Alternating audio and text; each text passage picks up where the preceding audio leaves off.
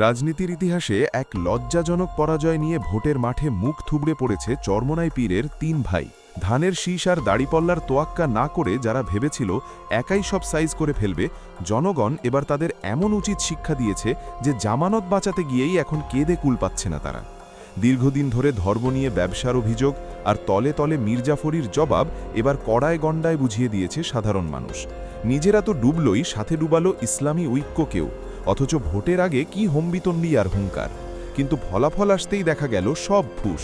পীরের ভাইরা ভেবেছিল পারিবারিক প্রভাব খাটিয়ে পার পেয়ে যাবে, কিন্তু পাবলিক যে তাদের ভণ্ডামি ধরে ফেলেছে সেটা তারা বুঝতেই পারেনি। চরম লজ্জার এই হার মেনে নিতে না পেরে এখন দিশেহারা হাত পাখার কাণ্ডারীরা।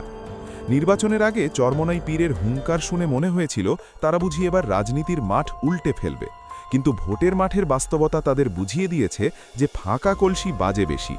দলের প্রধান বা পীর সাহেব রেজাউল করিম নিজে তো ভয়ে নির্বাচনে দাঁড়ানোর সাহসী পাননি, কারণ তিনি খুব ভালো করেই জানতেন যে পাবলিকের ধোলাই কেমন হতে পারে।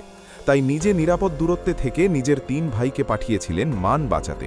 কিন্তু কপাল খারাপ, সেই মান তো বাঁচেইনি, উল্টো ইজ্জতের ফালুদা হয়ে গেছে। পীরের ভাই বলে যারা এতদিন সাধারণ মানুষের মাথায় কাঁঠাল ভেঙে খেয়েছেন, এবার জনগণ তাদের ভোটের বাক্সে এমন সাইজ করেছে যে সেই লজ্জা ঢাকার জায়গা তারা খুঁজে পাচ্ছেন না।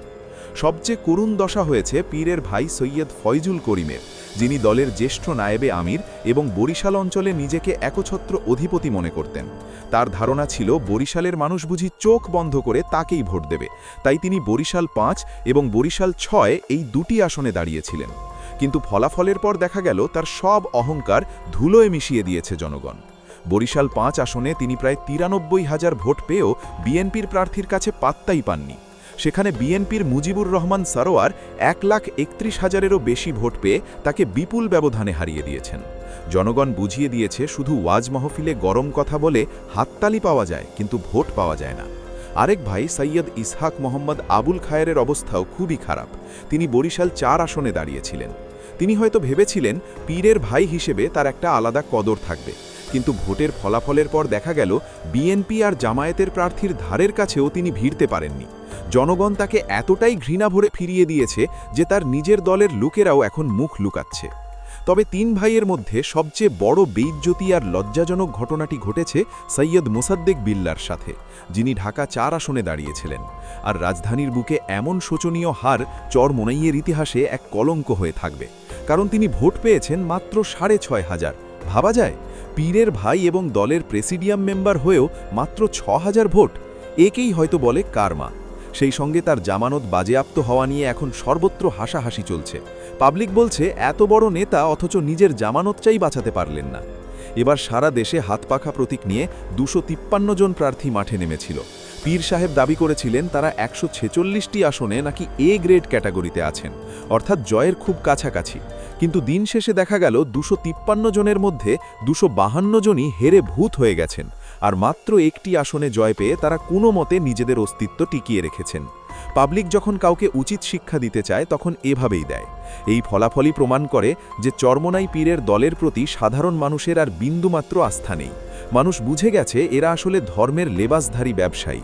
চরমোনাইয়ের এই ভরাডুবির পেছনে মূল কারণ হল তাদের মির্জাফরি আচরণ এবং ইসলামী ঐক্যের পিঠে ছুরি মারা।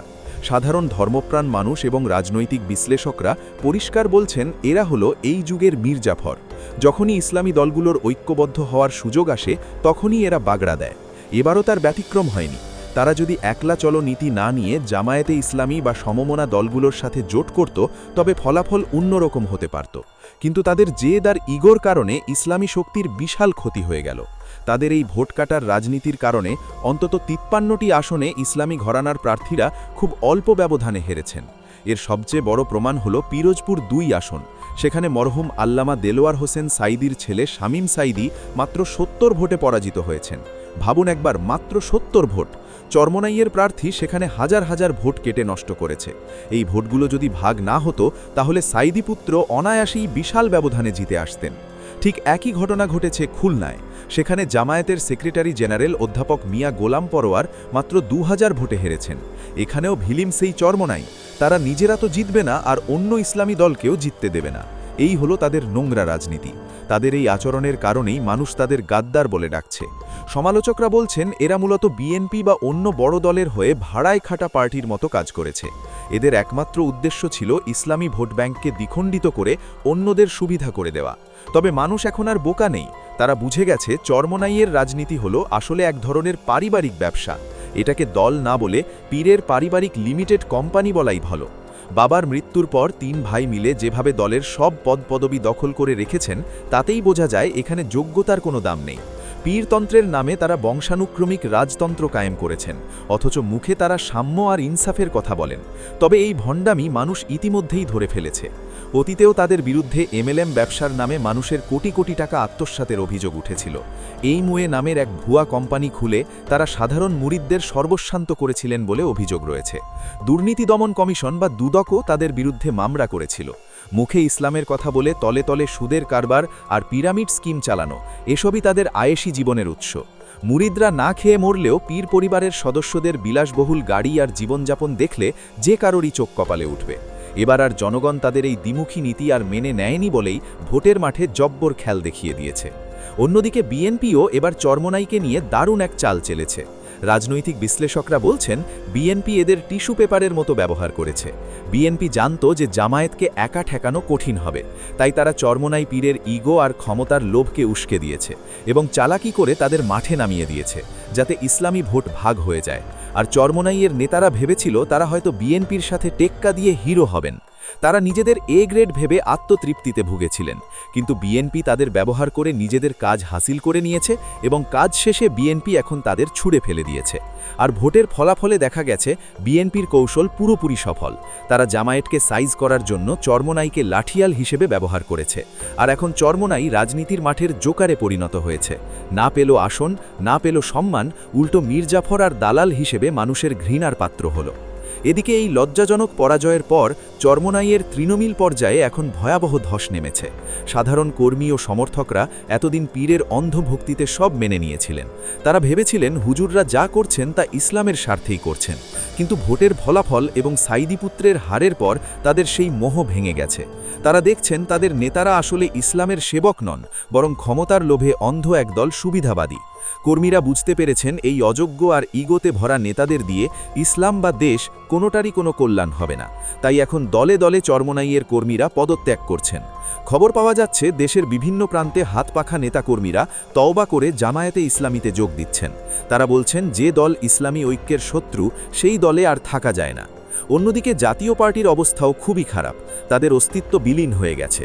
চরমোনাই আর জাতীয় পার্টির হতাশ কর্মীরা এখন নতুন করে বাঁচার স্বপ্ন দেখছেন জামায়াতের আন্ডারে। তৃণমূলের এই বিদ্রোহ পীর পরিবারের জন্য এক বড় বিপদ সংকেত। তারা ভেবেছিলেন ধর্মকে ঢাল হিসেবে ব্যবহার করে আজীবন ব্যবসা করে যাবেন, কিন্তু পাবলিকের মাইর যে কত ভয়ঙ্কর হতে পারে তা এবার হাড়ে হাড়ে টের পাচ্ছেন। ভোটের মাঠে জনগণ যে রায় দিয়েছে তাতে প্রমাণ হলো ধর্ম বেচে খাওয়া ভণ্ডদের দিন শেষ। মির্জাফরি করে হয়তো সাময়িক সুবিধা নেওয়া যায় বা বড় দলের দালাল হিসেবে কিছু টাকা কামানো যায়, কিন্তু চূড়ান্ত বিচারে জুটবে কেবল জুতোর মালা আর জামানত হারানোর লজ্জা। ইতিহাস সাক্ষী, যারা জনগণের সাথে বেইমানি করে তাদের পতন এভাবেই হয়। চরমোনাই পীরের 3 ভাই আজ সেই ইতিহাসেরই এক করুণ দৃষ্টান্ত হয়ে রইলেন। জনগণ তাদের বুঝিয়ে দিয়েছে ভণ্ডামির দিন শেষ, এবার হিসেব দেওয়ার পালা।